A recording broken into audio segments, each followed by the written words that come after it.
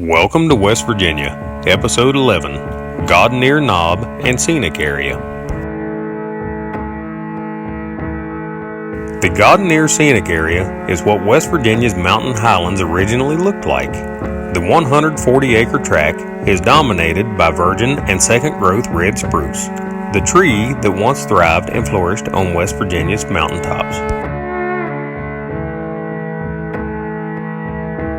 Red spruce thrives at elevations of 3,800 feet and higher.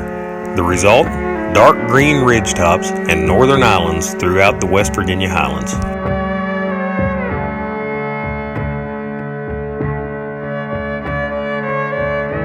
The Gaudineer red spruce are big, up to 40 inches in diameter at breast height and 250 to 300 years old.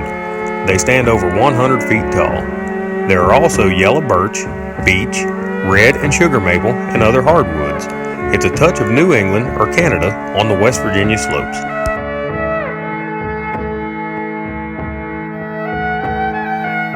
The area is to be managed in an undisturbed condition for study and enjoyment. The forest only survived because of a mistake decades ago.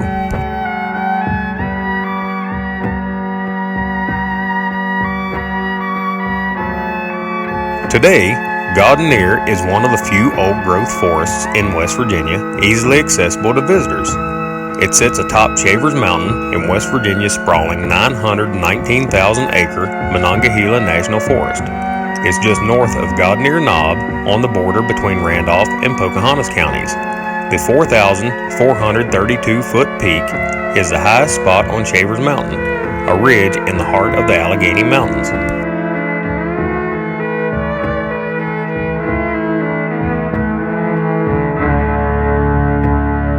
The Gaudineer Scenic Area was designated in October 1964 by the U.S. Forest Service. It has also been designated a National Natural Landmark, one of 15 in West Virginia. In 1983, the Society of American Foresters honored the scenic area as an outstanding example of a vegetative community in near natural condition dedicated for scientific and educational purposes.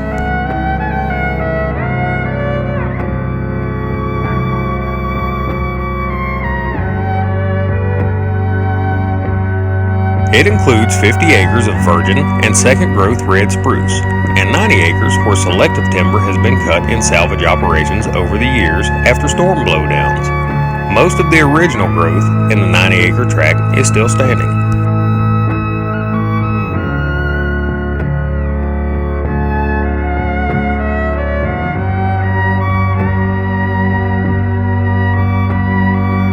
Today, you can explore the area on the half-mile loop of the Virgin Spruce Trail off Forest Service Road number 27. The Yellow Blaze Trail is an easy hike with interpretive signs into a world of green, needles, moss-covered trunks, leafy green understory.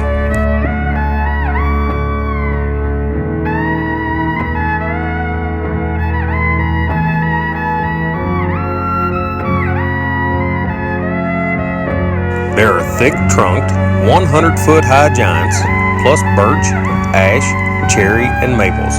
The understory and ground cover include rhododendron, moosewood, new-growth spruce and birch, ferns, wood sorrel, mosses, wood shamrock, trilliums, and foam flowers.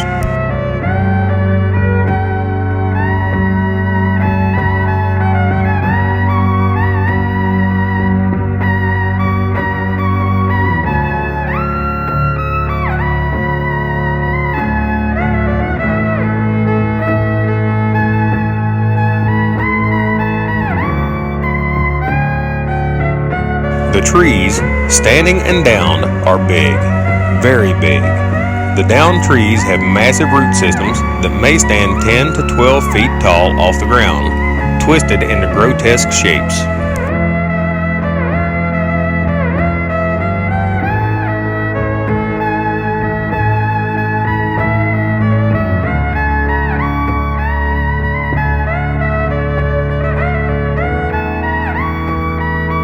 These giants are starting to come down from old age, disease, and winds. New trees are springing up from the rotting, moss-covered trunks of old trees that were toppled earlier. There are huge gaps in the canopy above where the giants have fallen. Signs are posted warning visitors against hiking the virgin spruce trail on windy days because of danger from falling branches and thin-rooted trees. Federal officials say the entire 140-acre tract contains at least 1.5 million board feet of timber, but a surveyor omitted the 1,000-acre triangular tract because he failed to correct between true north and magnetic north.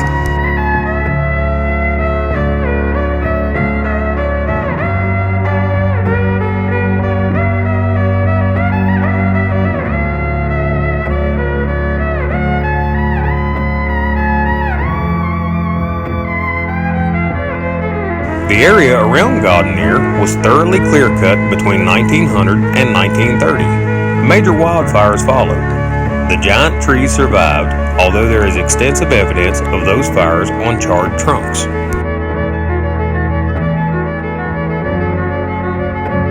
The tract was eventually purchased by the Forest Service at the insistence of former Monongahela Forest Supervisor Arthur A. Wood, who believed that future generations should know what an Appalachian spruce forest was like. It was named after a federal ranger, Don Gaudineer, who died in 1936 trying to rescue his children from a house fire.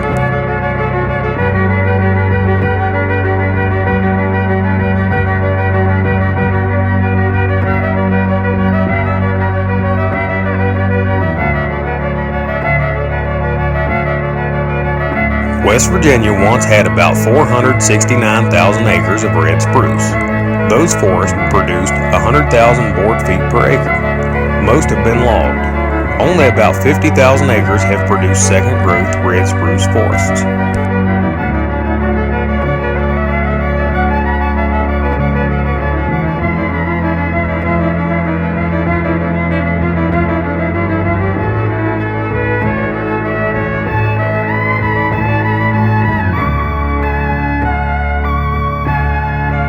The Gaudineer Scenic Area is part of a larger primitive backcountry that is popular with backpackers, hikers, and cross-country skiers.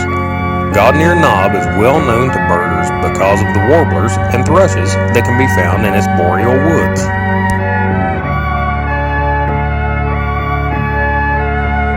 A 1940 study by the U.S. Fish and Wildlife Service reported that Gaudineer had the highest concentration of birds per acre in the United States. These birds are at their best from May to July.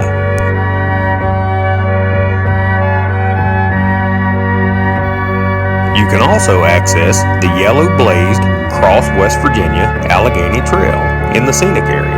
It will eventually stretch 330 miles from Preston County on the West Virginia-Pennsylvania border south to Monroe County on the West Virginia-Virginia border.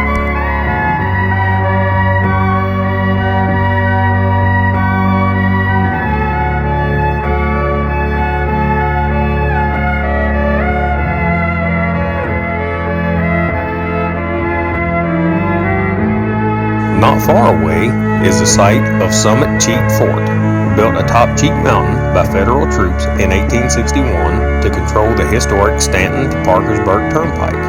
The fort is no longer there, but interpretive signs tell the story of the fort, also called Fort Milroy, but that will have to be another trip for the Welcome to West Virginia crew.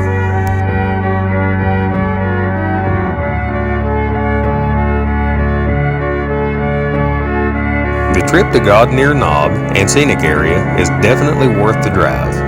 Come check out Gaudineer Knob and Scenic Area and many of West Virginia's other natural wonders.